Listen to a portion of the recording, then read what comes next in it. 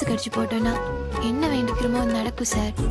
நினைச்ச வாழ்க்கை வேணும்னு நெஞ்சம் கிடந்து ஏங்குதே, படைச்ச சாமி கேட்காததையும் படிச்ச சாமி கேட்டதே, எல்லாரையும்